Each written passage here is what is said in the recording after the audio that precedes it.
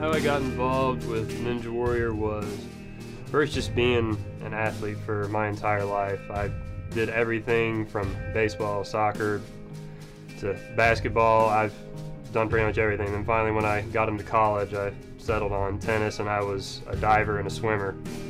And eventually I had to realize when I was in college that I wasn't really going to go beyond that level with any of the athletics that I was doing.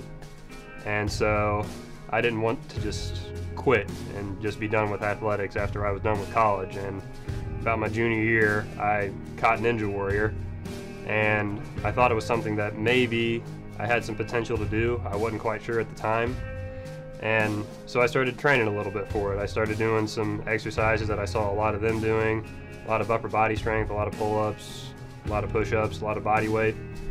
And I started to see myself grow a little bit more and more each day, each week, each month that I started training for it. And I finally realized that there's some potential here. This is something that maybe I legitimately could do even though college is ending. And I started to get even more into it, and then I think the big turning point was when I saw on American Ninja Warrior 2, I saw Evan Dollard, who was nicknamed Rocket at the time.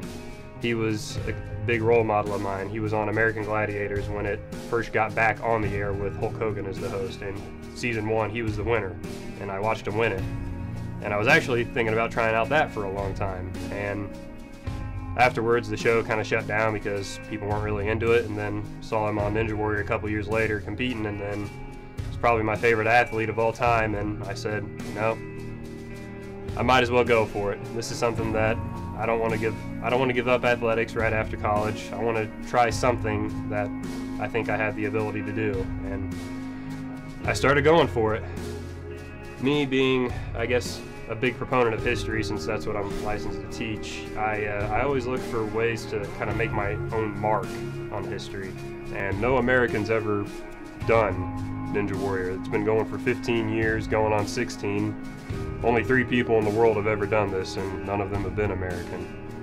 So I want to be the first American to do it. And that's going to be a mark on history, and that'll be something that people remember and people hopefully get inspired by and follow by.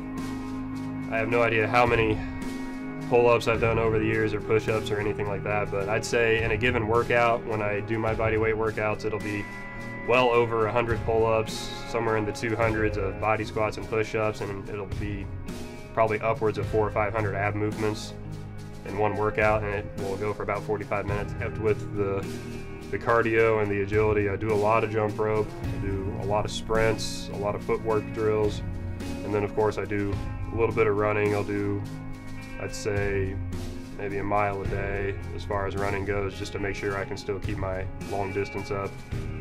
And I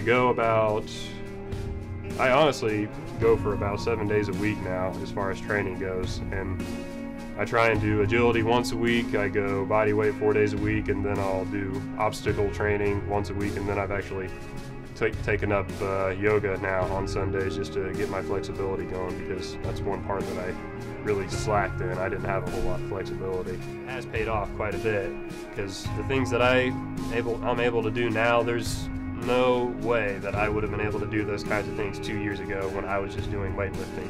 I would have never imagined myself doing the kinds of exercises and the kinds of drills that I do now than 2 years ago. I never would have pictured it. And so I'm proud of myself for what I've been able to accomplish so far. I've come a long way, and I've definitely changed how I view things athletically, and I've definitely changed what kind of things I'm able to do as far as athletics go. So I think it's come a long way. I think the true test will definitely be when I get on the obstacles, and we'll see how far it actually has paid off. But we'll see. I hope it has.